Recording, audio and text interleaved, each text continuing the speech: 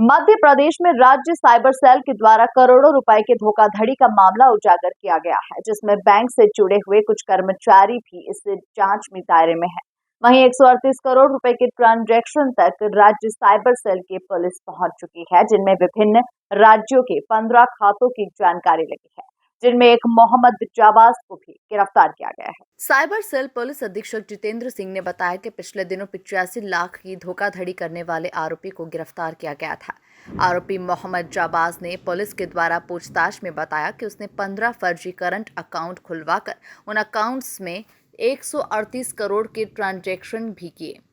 आरोपी जाबाज की जाबाजी के किस्से सिर्फ इंदौर में ही नहीं बल्कि देश के कई शहरों के साथ ही प्रदेश के कई जिलों में भी सुने जा रहे हैं।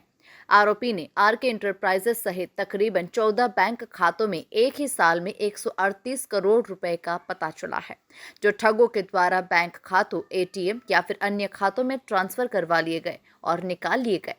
एक अन्य मामले में आरोपी के द्वारा संजय कमोडिटी में सबसे ज्यादा 58 करोड़ रुपए का ट्रांजैक्शन मिला है। पुलिस अब आरोपी मोहम्मद जाबाज के परिवार के लोगों के साथ ही अन्य परिजनों की संपत्ति व बैंक खातों की भी जांच कर रही है। पुलिस ने आरोपी के इंदौर सहित उड़ीसा, उत्तर प्रदेश, कर्नाटक, महाराष्ट्र, गुजरात, तमिलनाडु की सभी संदिग्ध करंट अकाउंट को फ्रीज करवा दिया है। पुलिस अब आरोपी के साथ मिलकर धोखाधड़ी करने वाले गिरोह की तलाश में जुट गई है। देखिए, विगत दिवस इंदौर के जो राज्य साइबर सेल की इकाई है, उसमें एक फरियादी ने शिकायत की थी कि इन्वेस्टमेंट के नाम से उससे लगभग 85 लाख रुपए की ठगी हुई थी। उसी संबंध में जब अपराध दर्ज कर विवेचना की गई तो पाया गया कि ठगी की अंश राशि जो है इंदौर के ही इंडसइंड बैंक के सियागंज ब्रांच में स्थित एक अकाउंट आरके एंटरप्राइजेस के नाम से अकाउंट था, उसमें वो राशि गई है। आरके एंटरप्राइजेस का जब केवाईसी डिटेल लिया गया तो पाया गया कि राकेश कुमार त्रिपाठी के नाम से वो खाता था। राकेश त्रिपाठी की तलाश के बाद राकेश त्रिपाठी को जब हिरासत में लिया गया, उससे पूछताछ की गई तो ये पता चला कि राकेश कुमार त्रिपाठी मूलतः उत्तर प्रदेश के जिला बलरामपुर का रहने वाला है और यहाँ पर डिलीवरी बॉय और सिक्योरिटी गार्ड के रूप में नौकरी करता था। और उससे जब पूछताछ हुई तो उसने बताया कि उसको जिसने खाता खुलवाया है उसमें बैंक का भी एक कर्मचारी है। तो इसी आधार पर जो बैंक का बिजनेस डेवलपमेंट मैनेजर है, जिसका नाम है मोहम्मद जाबाज, उसको गिरफ्तार किया गया था। और मोहम्मद जाबाज से जब पूछताछ की गई और उससे जो जब्तशुदा मोबाइल फ़ोन है उसकी जब पड़ताल की गई तो कुछ तथ्य उभर के आए कि मोहम्मद जाबाज ने लगभग 35 जो है वो करंट अकाउंट्स खुलवाए थे। उन्हीं करंट अकाउंट्स की जब और आगे पड़ताल की गई तो ये पाया गया कि उसमें से 15 अकाउंट जो हैं वो देश की विभिन्न एजेंसियों द्वारा फ्रीज़ कराए गए हैं, यानी उनमें कुछ ठगी की राशि आई है इसलिए उनको फ्रीज़ कराया गया है।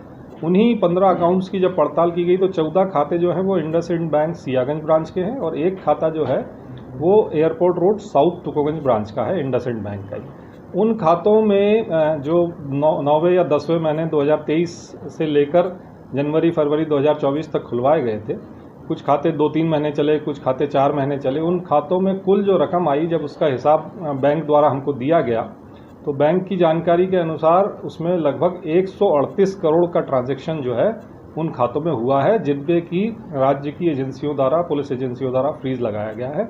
और वो जो संदेहास्पद राशि है वो विभिन्न राज्यों के अलग अलग अपराधों, अलग अलग शिकायतों से संबंधित है। इसी तरह से एक और जानकारी प्राप्त हुई थी साइबर सेल को कि पिपल्याना स्थित ही जो यूको बैंक है उसकी शाखा में जो है कुछ संदेहास्पद खाते हैं। हमारी टीम जब वहाँ पहुँची और उन खातों की पड़ताल की तो पाया कि वो 4 खाते हैं और उन 4 खातों में भी लगभग इसी तरह का ट्रेंड पाया गया और उसमें 30 करोड़ रुपए की जो राशि है, जो ठगी की राशि है, क्योंकि उन खातों को भी विभिन्न एजेंसियों द्वारा फ्रीज कराया गया है, वो आई है। उसमें एक बात और सामने निकल के आई उन खातों में यूको बैंक वाले कि उसमें एजेंसी जो है, नेशनल एजेंसी एनपीसीआई है, उन्होंने बैंक को लिखा है कि इन खातों में जो राशि आ रही है उसमें से काफ़ी राशि जो है ऑनलाइन बेटिंग, ऑनलाइन गेमिंग की है और उसमें जो विदेशों से पैसा आने में जो प्रावधानों का पालन किया जाना चाहिए वो नहीं किया जा रहा है। तो इस तरह से ये 2 आरोपी मोहम्मद जाबाज और राकेश त्रिपाठी को गिरफ्तार किया गया था।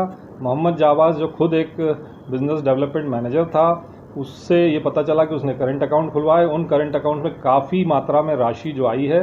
अभी इस मामले में और भी बैंक कर्मियों के लिप्त होने की जानकारी हमें प्राप्त हुई है। हमारी विवेचना आगे बढ़ रही है। सर ये जो डिलीवरी बॉय है इसको खाते खोलने का तो चूंकि इसका एक सेविंग अकाउंट खोला गया और फिर एक करंट अकाउंट खोला गया, तो इसको जो है लालच दिया गया था। इससे जो पूछताछ हुई उसमें ये लालच दिया गया था, 1 लाख रुपए का इसको लालच था कि 1 लाख रुपए इसको मिलेंगे। चूँकि वो इधर उधर नौकरी करके अपना गुजारा कर रहा था, तो वो उस लालच में आया और उसने एक दुकान का किरायानामा बनाया गया। सुखलिया स्थित एक दुकान थी, उसका किरायानामा बनाया गया। उस दुकान पे बोर्ड लगा के और इसको राकेश को आगे खड़ा करके फ़ोटो भी खिंचवाया गया और उसमें खुद ये मोहम्मद जावाज जो है उसने उस आरके एंटरप्राइजेस के खाते पे खुद साइन की है फरियादी के तौर पे। मतलब राकेश त्रिपाठी बन के मोहम्मद जावाज ने साइन की, ये बात मोहम्मद जावाज ने स्वीकारी है। उस संबंध में भी विवेचना की जाए। ये अकाउंट्स जो है सर, इसका उपयोग क्या था? क्या इसको खरीदा जाता था, इन अकाउंट्स को बेचा जाता था, क्या? देखिए, जो प्रारंभिक हमारी पूछताछ हुई है उसमें ये जानकारी सामने आई है कि टेलीग्राम जो चैनल है उस पर ऐसे ठग हैं जो user name password, current accounts के यूज़र नेम पासवर्ड मोटी रकम देके खरीदते हैं।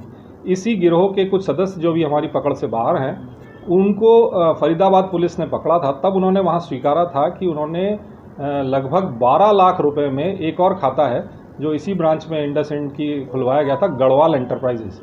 वो खाता उन्होंने 12 लाख रुपए में वो टेलीग्राम पे यूज़र नेम पासवर्ड उसका बेचा था और उसके पैसे का बंटवारा हुआ था। उसमें ये बात भी आई थी, हालांकि उसकी हमें पुष्टि करनी है, कि वो जो खाता बेचा गया था वो दुबई में बैठे ठगों को बेचा गया था।